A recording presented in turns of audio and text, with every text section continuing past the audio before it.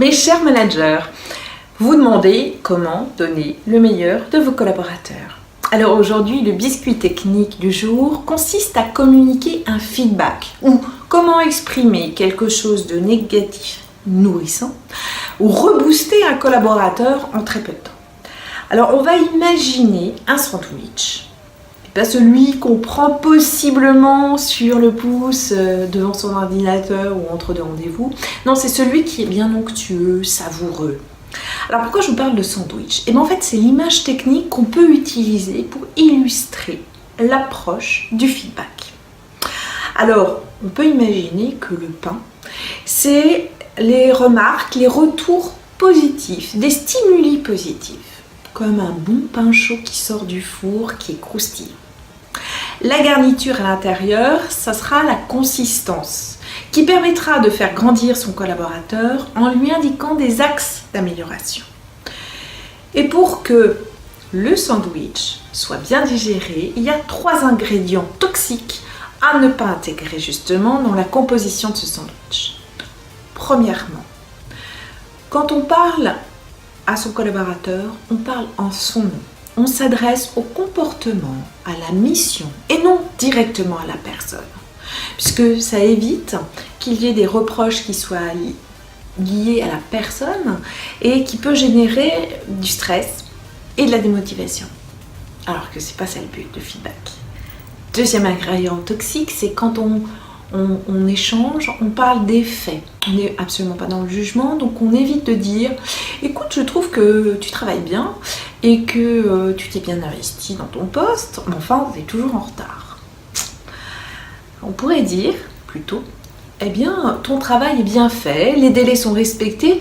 En même temps, depuis un mois, je constate des retards d'1 heure de tous les débuts de semaine. » Alors je sais que tu fais du mieux que tu peux et je vois une belle implication justement lors des réunions de travail, mais qu'est-ce qu'on peut faire ensemble pour trouver une solution pour que tu arrives à 9h? Donc là, on est dans le mode feedback positif. 2 positifs, un négatif, un positif. Quand on fait un feedback, on a vu qu'on commence donc par du positif, puis du négatif. Et le petit mot de liaison à éviter absolument, c'est « mais ». Alors, je vous donne un exemple.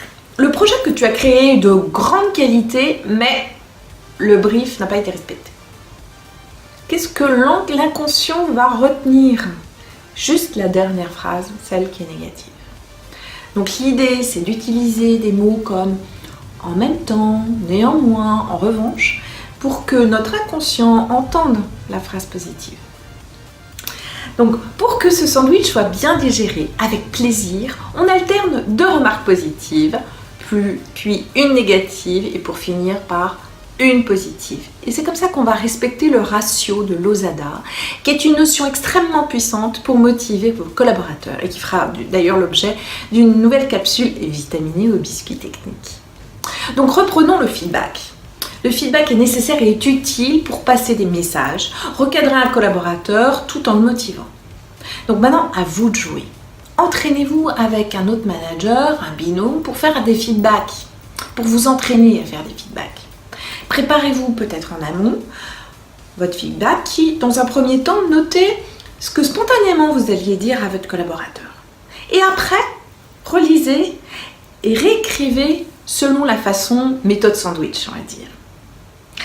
Et après, sous la forme d'un jeu de rôle, expérimentez à tour de rôle comment on se sent quand on emploie des ingrédients toxiques, puis quand on utilise des ingrédients du sandwich, ça se passe comment? Comment on se sent? Expérimentez et partagez votre expérience en mettant peut-être des commentaires ci-dessous. En tout cas, pour ma part, je me sens reconnue, en confiance, motivée face à un professionnel, justement, mon manager, mon N+1, qui me respecte et me fait grandir et avancer. Alors, si nous résumons les 3 ingrédients toxiques à ne pas mettre dans ce fameux et délicieux sandwich, qu'est-ce que c'est? Premièrement, on parle en son nom. On utilise « je » parce que le « tu » tue. Donc, privilégiez plutôt ton comportement, ta mission ou « je pense que ». Deuxièmement, on énumère et on relate les faits. On n'est pas dans le jugement. Troisièmement, on évite le mot de liaison mais, puisque dans notre inconscient, le mot mais gomme la phrase qui précède le mais. Voilà aujourd'hui ce que j'avais envie de vous partager. Je vous souhaite une délicieuse journée et je vous dis à très vite.